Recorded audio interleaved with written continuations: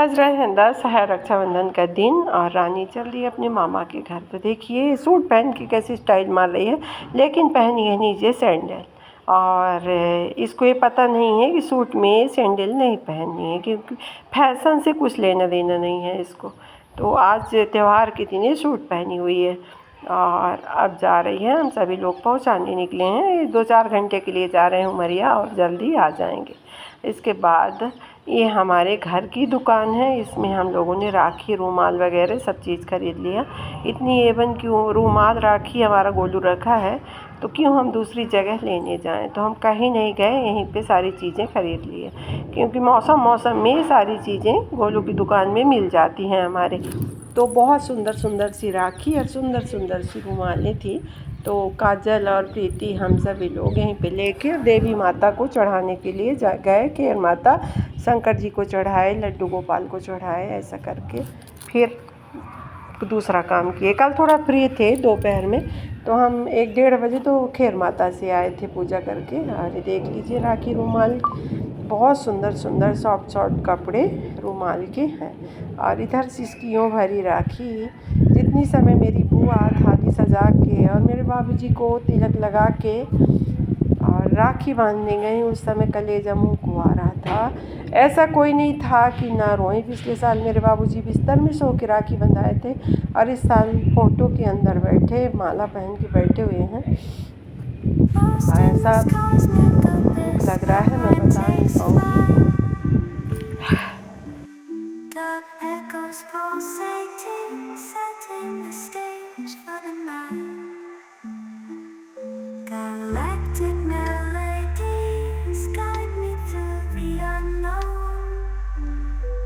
This abstract hip-hop song, I feel at home, navigating the depths like a jazz improvisation. New jazz rhythms set my soul, cosmic vibration. Stars twinkling in the sky, I reach the depths of